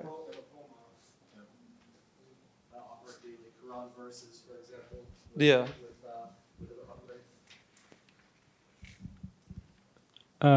So could you just make, what is your operating cost per individual user? Like if a user uses your app for 1 year, how much will that actually cost you as a nonprofit?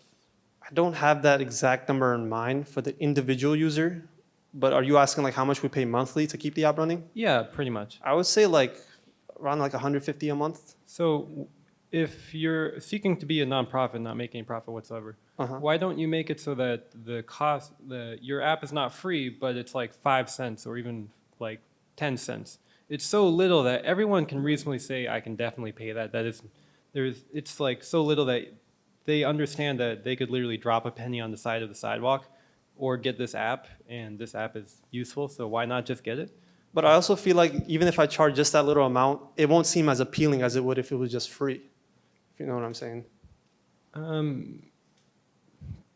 Yeah, I don't know. The only way to say is I don't think people would care about 5 or 10 cents. When they see $1, then they're like, oh, I know, I've been on the App Store. Oh, I don't want to pay $1. But if I see 5 cents, I've never seen that for anything before. People might be willing. It's a good idea.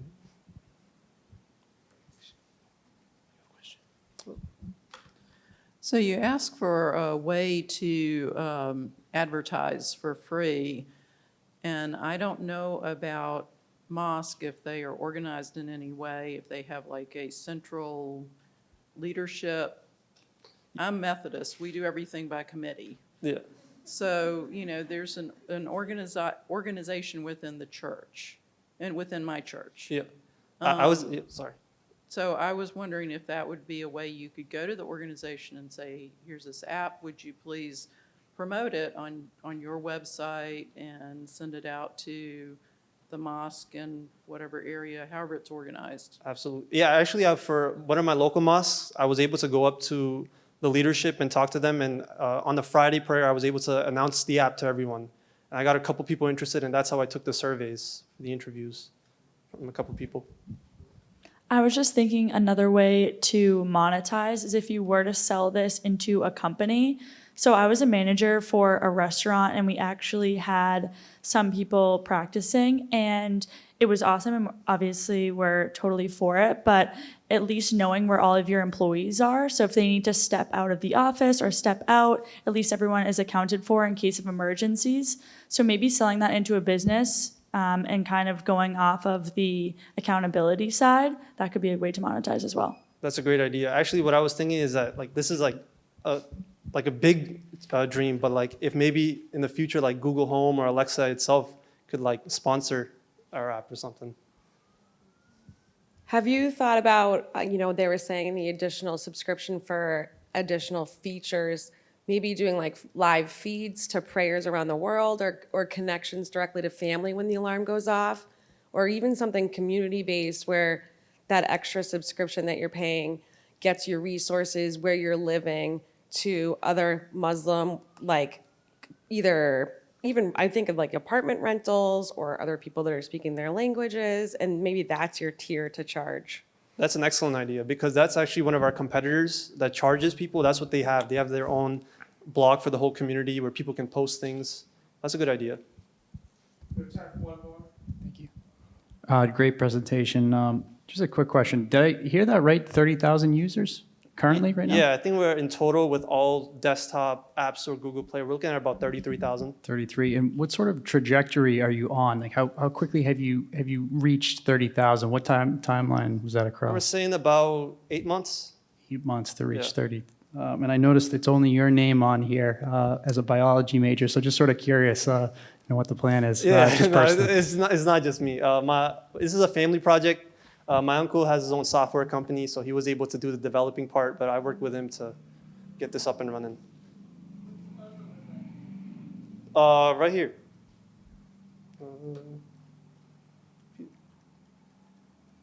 That one. That's what you will see on the Google Play or App Store.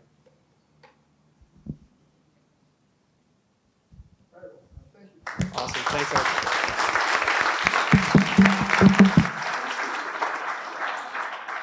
Hi everyone, this project is on a bit of a pivot. My initial idea was to try to develop a drone that's capable of loitering in the same area for extended periods of time. This would solve a big issue faced by the National Coast Guard. Every year they try to, one of their primary missions is preventing drug migration through the American oceans, but they're pretty bad at it. They actually only have a 10% interdiction rate despite it being the most significant part of their budget, taking up about $2 billion, being linked to the inherent expense of trying to patrol vast areas of land. And if you can, with some calculations that were verified after I talked to some people in the Coast Guard, if you are able to create a system that loiters in an area that can even just travel at a mere 30 miles per hour, but do it continuously 24/7, and make that system cost less than $10,000, that system could be 20 times as effective as any manned solution that currently exists. However, there is no realistic way I have found to actually break into this U.S. Coast Guard market. There's no realistic way to sell such a complex product to the government from where I am currently. So right now I'm just trying to pivot this project into making something that can be sold to market as quickly as possible for the sake of gaining business experience. So right now the project is trying to pivot into, well, where this all came from. Building custom drones cheaply and effectively. These are some video clips of drones I've built just to demonstrate their capability. I want to go start selling to government agencies, local businesses, and that kind of thing. With the prospect of selling a service, whatever your job is, whatever your agency is, I can create a drone that fits your needs exactly. I can create a drone of any payload, of any range, of of low level of autonomy. This is the service I hope to provide. You can see from these video clips that these kind of drones, which are built off of open source components, can have a much higher level of agility than anything currently on the market. But that's due to the fact that they are manually controlled rather than being automatically controlled. You can program in low-level autonomy to create like a surveillance of a large area. But high-level autonomy, such as actually autonomously navigating through a building, is not currently possible, not even with multi-billion-dollar companies currently. So when focusing on the US local government and local stations of federal agencies, such as the local station of the US Coast Guard, there are some advantages that creating a custom drone has versus the competition. For example, in 2020, there was a no-fly ban put on all Chinese-made products for federal agencies. This grounded every single DJI product that was currently used by the Department of the Interior, except for emergency purposes. That leaves the only products that these agencies can actually purchase being American-made or non-Chinese-made, which means that the only ones on the market currently cost about $2,000 to $3,000 to operate. The $500, that's how much the Chinese manufacturers make. 75% of all of the manufacturers within this market were Chinese. So that just annihilated the competition. But that is only for federal agencies. Local governments still use Chinese manufacturers, but there's legislation going through the works. I don't know if it's going to work out because the last one was an executive order. This one coming up is going through Congress, and Congress is not good at executing things. But, okay, so then there's a military grade component. For example, if a police station wants to buy a military grade drone, they got to shell out about $100,000, whereas I can make a custom drone for any payload, any task, any range, $500 to $5,000. I mean, if you want to get like 100 miles range, maybe it'll cost $10,000, but other than that, about that price. Mostly, I've just conducted some data about how these local stations work and these federal agencies work. Their procurement system is actually very close to their end users, so it is actually possible to break into local agencies being an unverified customer. But not really, it's not currently possible to be unverified and then sell to the entire nation. But one day, if you build up reputation, one day through selling to local, you can build up and sell to the entire nation. Okay, revenue is just selling the products. Here's one more fun drone video. I can build that. Things that size, things much bigger. That's about it. Ask for the audience. If anyone has any connections to business who need a drone of any kind, please talk to me. I need customers. I really need customers. Anyways, thank you very much for your time.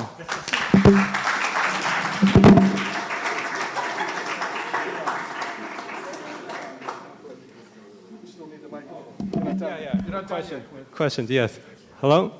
Oh. Dawson? Oh, okay, sure. Pardon me? What? Will you provide drones for agriculture purpose? Advertising? Yeah. Architecture. Agriculture? For agriculture, yes, I can easily do that. Agriculture is a repeatable task that requires low-level autonomy. Will drones spray? Will the drone spray the chemicals on the plants? Pardon me? Sorry.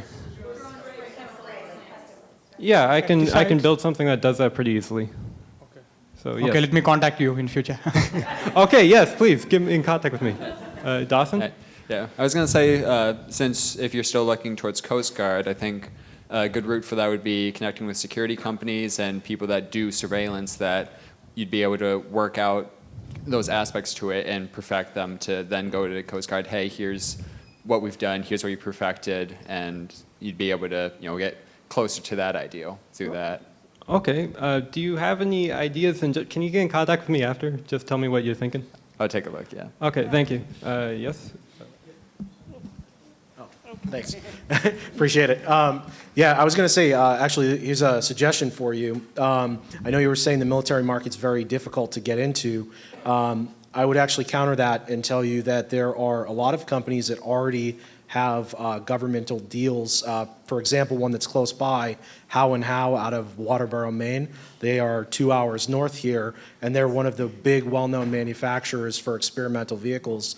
Bringing something like this to them and offering it as a service to show them and teach them how to build it, you could work into a contract that way and be able to start your business up. Thank you very much for the suggestion. I would mostly be afraid of losing ownership of my own idea if I were to give my idea off to another company, but I have to think of everything because I'm starting from nothing, so thank you very much. So, Yes? Oh. so Sorry. an area you might want to look into is, I know there's a realtor, real estate appraiser, or a real estate person that does inspections that uses a drone. So anybody that would have to go up high, maybe fire departments to check out where the fire is coming out of or whatever, it would be a cheap and quick way to get up and be able to see. Yes, actually, I love that idea, but my problem there is the local fire department currently purchases drones from a Chinese manufacturer, and if they need a simple capability like going up very high and taking a photo, well, they can actually go to their Walmart and buy one for about $300, and it'll be about a comparable price for me to make something. But yes, real estate, that is something I want to look into more. Really, my future plans are just research a lot more.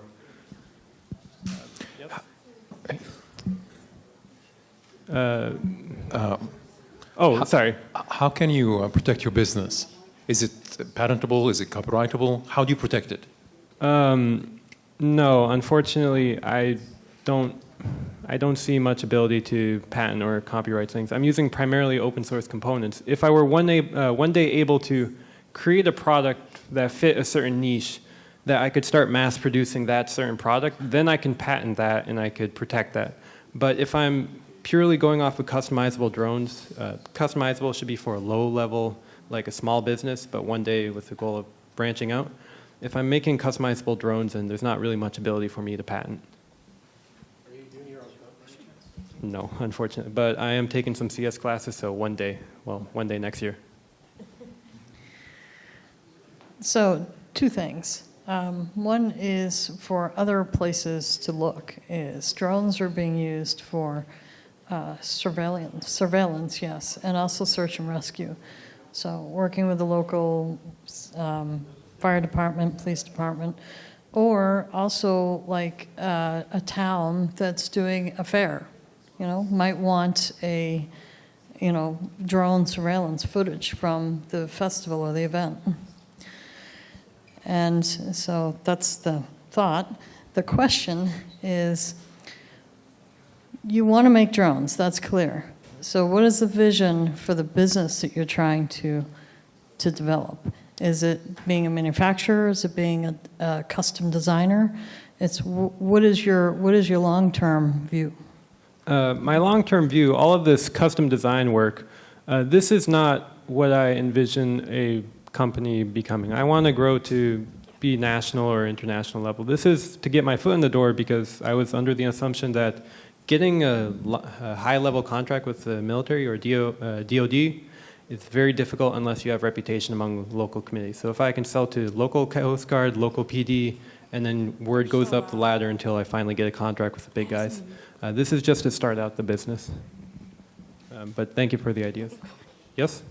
Sorry. Just a couple of thoughts. Yep.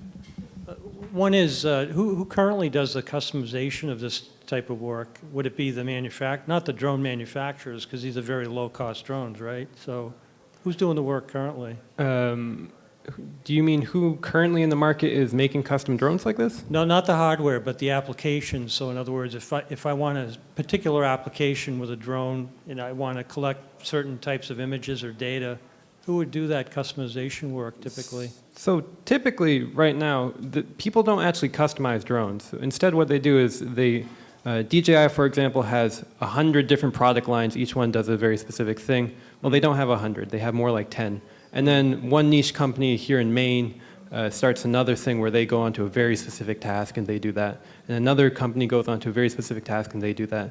but people don't generally try to customize. It's like people take one shot into the dark and run with it and then don't do anything else, whereas I want to kind of branch out and see all the potential. Okay. And I did have a thought in terms of one particular application, like the other folks have said too, is like, I mean, I don't think you want to be in the hardware business, right? Because that, you can't compete there, but there's got to be something about the application. And I know in one area that you can look at is land trusts, like conservation land trusts, they typically have to do aerial surveys. Property can be tens, hundreds of thousands of acres, right? And but they're typically they're cost constrained, their budget is constrained. So maybe, you know, find some applications like that that maybe that are not being addressed currently. Okay. Do you know a name of any land trust I could Google pretty quickly to find more information? Yeah, I can give you somewhere to start. Oh, thank you very much. Okay. We have time for one more question. Great, thank you very much.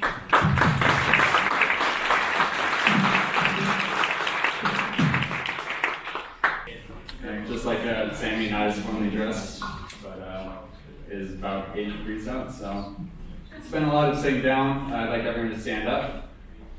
No one? Okay. I got gone. Stand up, stand up. It's been 2 hours, come on. Okay, so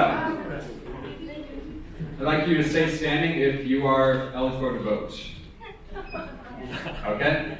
And I'd like you to stay standing if you have actually voted. A lot of people? Nice. So, with vocational. So you can sit down. So, vocational aims to be a voting education app. So telling people about how they can register to vote, where they can go to vote, and information on what's going to be on the ballot. So for the bills, for the candidates, and keeping track of what happens after the election, because you hear about student loan forgiveness, but it's been 4 years now, so let's do some progress on that. And we've got the Spring 23 Voters' Choice Award. Ironic. So for our advice at vocational, we want to give clear, non-biased information and focus on the facts and not the ratings, and drawing from free and open source. So being able to say, hey, here's where we get our stories from, here's who we vetted the information from, and it's not talking about how you should become a senator for New York because you were captain of a volleyball team. Source trust me. So, customer segments, from the research, we found that with younger voters, it tended to be that they were looking for how they can register to vote and about why they should vote, whereas with older voters, the concern was with information, knowing what to trust and what the actual policies were. And so when it comes to the people willing to pay, what we found is that the majority said that they prefer this to be free, and a lot of people said because the fact, or the basis of it being in elections and the people that we elect, that this is America and the people that run it, you should know about them. So the biggest part of it as well that I thought was interesting is that even people that say that they didn't vote, they weren't motivated to vote, they believe that this was a very important issue to them. So the steps we're working towards is that we're building a website and app for Massachusetts specifically, the demographic being about 68% that do have cell phones, and the majority of that being younger voters, so we're hoping to reach through that, and possibly look at newsletters to reach older voters or people that don't necessarily have a smartphone or an internet connection. And so the other thing we're looking to do is build teams for research, for IT, being able to run the services, and being able to vet information ourselves as well. And so for help, we're looking to use Amazon Web Services so that we can continue to grow, hopefully, to a regional, then national, and then at some point maybe look towards other countries that also need help with voting turnout. So yeah, people on the ground being able to find locally and make those connections and connect with local news and local reporting. So for our revenue, like what we're looking to do is we want to stay nonprofit. We're not looking to make a market off of the biggest stories.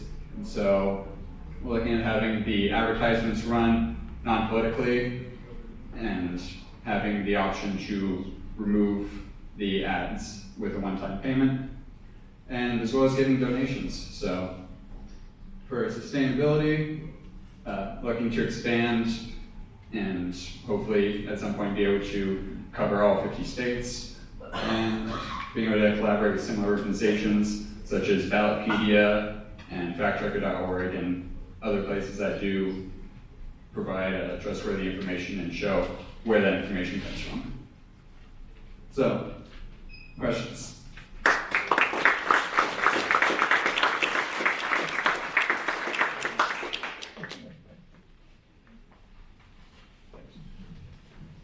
So there are obviously a ton of sources out there, resources out there. And, your claim to fame here is going to be just the facts, impartiality, so on, so on. How are you going to keep your thumb on that so that it doesn't start to veer off this way or that way or another way? I mean, it's like, who's going to check the fact checkers and fact check the fact checkers? And it's very complicated. It's a tough business. Yeah, sure. So what we're looking to do is through partnerships with other organizations where, say for example with Ballotpedia, they're able to have multiple sources where they can say where this came from. And as well as that, there's another source called Grounded News that is able to verify, like, this is where these sources are coming from. So you might see there's some, left-leaning C or right-leaning C with some stories. And so you're able to track like where it's coming from and who's saying what. Because big thing that struck me was a couple months ago, I live in Spencer, next door Leicester, they had billboards everywhere talking about save 800 a year, vote no on question 5 because budget couldn't be met. And then so it's all based on perspective. And so I believe connecting it to what affects people and how it will affect them is important to tell. So being able to show transparency with that and not just show from one perspective.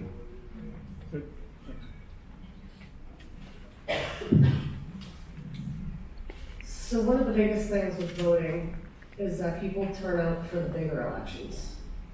And then a town of 30-something thousand people will have 3,500 show up for a local town election. Are you going to incorporate information about town elections and what matters to the towns as well? Right, That's a very big goal. I believe the statistics is 80 million did participate in the 2020 election, and that shot to 127 million for just the state election. So it's important for us to try to look at some of the more local elections, and so that's going to require a lot of on-the-ground reporting, I think, and being able to get that information embedded, because there's only so much that you can do from like an outside perspective of, okay, what's going on here. So having those resources, being able to connect with local news and such, and their reporting and see where the policy stands on it. Because another thing we're looking at is with organization Follow the Money, they're able to track what payments are being made to certain campaigns and be able to see, what its candidate might say might not align with who's they got the biggest pocket in.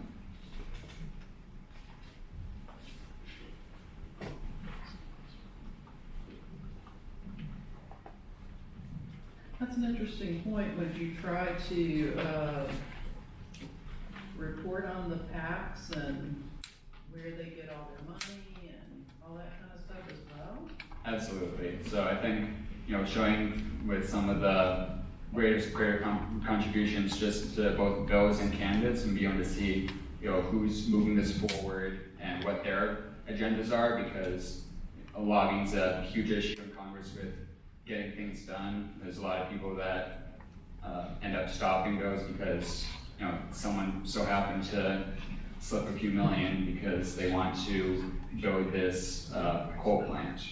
So being able to have some transparency to that, I think would be really helpful.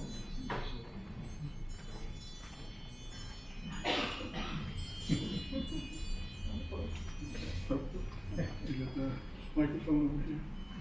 It's on its way. So maybe just going back to your business model, I think JA staff. So how do you envision, to be able to, even though a nonprofit might cover those expenses, do you foresee that being a possibility with a subscription service? Do you think you get enough subscribers? Especially when you start talking about local stuff. You're almost going to need somebody in every town that you're working in, plus covering the state stuff, plus, so it's just kind of, where do you see that going? Right. So one of the things that was developed during the boot camp, the idea of a subscription service that wasn't necessarily yearly, but election cycle based. So people tend to forget about elections or political figures until it's time to pick the new one. And so being able to say hey, if you want to pay for a cup of coffee, or you want to know who's going to be affecting your life for the next 2 or 4 years, I think having that would be very beneficial. So being able to model like that would be a bit more affordable, because it does add up. There's a lot of subscriptions these days people are paying for, so trying to convince them of another one to be billing every month isn't an easy sell. We have time for one more question. So what exactly do you imagine your reporting team to be, size-wise? And have you considered something like Wikipedia, structure-wise, very decentralized and local? Right. I haven't looked into the structure per se, because I'm still looking to build a team first. So I think that's definitely something to look at, especially with how Ballotpedia, because Ballotpedia basically does work like Wikipedia, where it is more decentralized and people contribute to it. But I think they do. I think they have tightened it actually to just certain people can edit. You can't just go on there and just type whatever you want. So would it be similar-ish to Ballotpedia, you think, then, but for information? Right, because the way that Ballotpedia does it, and especially just Wiki in general, is that the research is up to you. You have to spend hours going through and fact-checking yourself. So being able to have it as more as a dashboard of here it is, clear and concise, all laid out, versus having the 5 different pages open and cross-checking. And just one final thing, I know it's only one question, but how would you combat bias, I guess, in your organization? Because inevitably there's going to be some egregious case of bias at some level.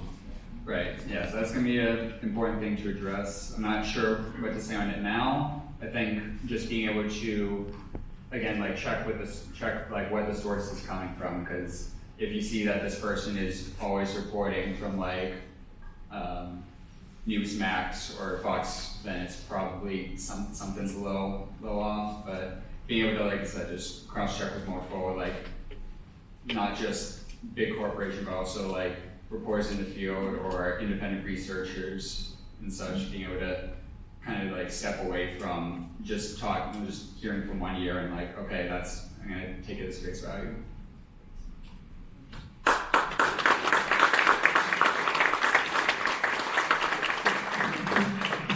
All right, so let's do a big round of applause for the team.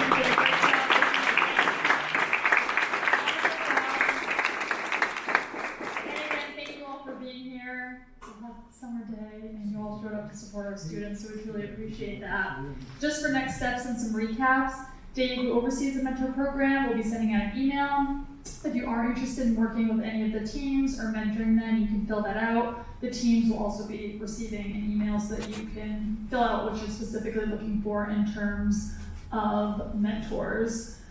The dates are up there, and then we're going to end with some more networking. Before we do that, I did just want to give a minute over to Win, who I had mentioned earlier is a past DifferenceMaker winner. He just has a quick announcement that we'd like to share. All right, thank you. I'm Wynn. I'm the Director of Internal Operations with Minds with Purpose. I'm working with Ruth Santiago. This upcoming Sunday on the 16th from 12 to 4, we're opening a new office space. It's our grand opening on 599 Canal Street. And we are inviting all of you guys to come out if you can make it. And I have a bunch of flyers that I can hand out with more details about that. Where's the Canal Street? What's? Oh, in Lawrence, Mass. Lawrence, okay.